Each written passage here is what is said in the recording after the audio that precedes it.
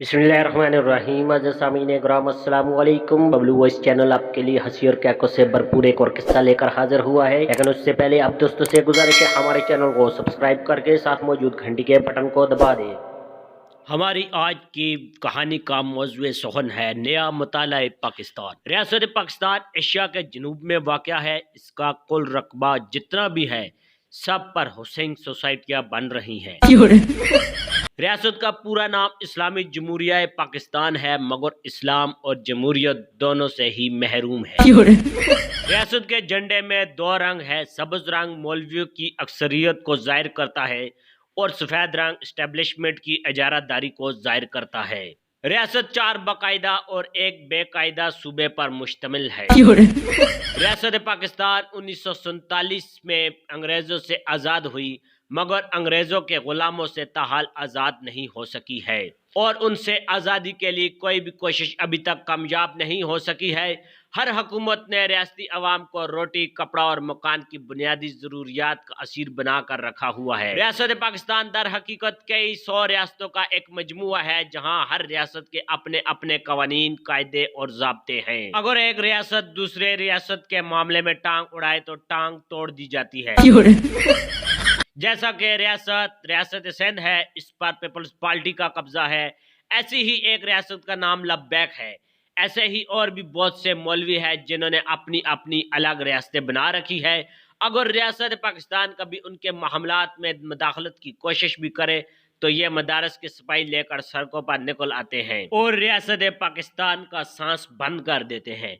मजे की बात यह है कि रियासत पाकिस्तान एटमी ताकत भी है। रियासत के अंदर तमाम इदारे भी अलग रियासतों की हैसियत रखते हैं कि कोई भी इदारा रियासत पाकिस्तान के कंट्रोल में नहीं है और दूर दूर तक इसके कोई इम्कानात भी नहीं है। रियासत पाकिस्तान का सबसे बड़ा शोबा ज़राअत है, मगर गंदम बाहर से इंपोर्ट की जाती है। दिफा इस कदर मजबूत है कि 6 गुना बड़े मुल्क इंडिया को दिन में तारे दिखा सकता है और कमजोर इतना है कि 4 मौलवी कहीं निकल आए तो काबू नहीं आते। रियासत के ताजर अवाम को जीप भर कर लूटते हैं, मगर रियासत को टैक्स देते हुए उन्हें बाकायदा मौत आती है। रियासत की सबसे बड़ी सनत करप्शन है, जिसमें दिन दुगनी और रात चुगनी तरक्की हो रही है।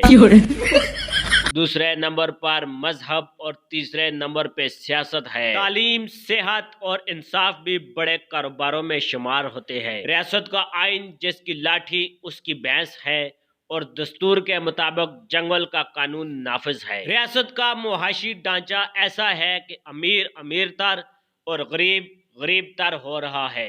रियासत पाकिस्तान को चलाने वाले सब लोग इस रियासत से इतनी मोहब्बत रखते हैं कि सब ने दूसरे ममालिक की शहरियत हासिल कर रखी है। जैसे ही इक़्तिदार या ओहदे से फारिग होते हैं, फौरन अपने असली ममालिक को रवाना हो जाते हैं। रियासत में रिश्वत लेना और देना लाजम है, वरना आपका मामूली सा काम भी कभी नहीं होगा। कोई चोर, चक्का या बड़ा मुजरम जितनी मर्जी मुल्क की मदर सिस्टर करे, कानों पे जूं तक नहीं रेंगती। रियासत में शख्सी हिफाजत और अमन व अमान सिर्फ सियासी रहनुमाओं और ताकतवर शख्सियात को दस्तयाब है। गरीब आदमी सिर्फ अल्लाह के आसरे पे जिंदा है। रियासत बड़े मुजरमों को VIP प्रोटोकॉल देती है और छोटे मुजरमों को उनके जुर्म से ज्यादा सजा देती है।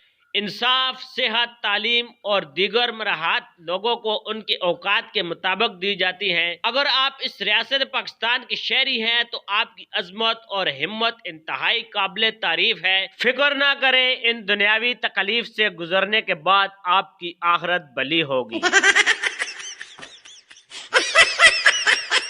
बबलू वॉइस के मुअज़्ज़ज़ सामीन इकराम, उम्मीद करता हूँ आपको आज का किस्सा पसंद आया होगा।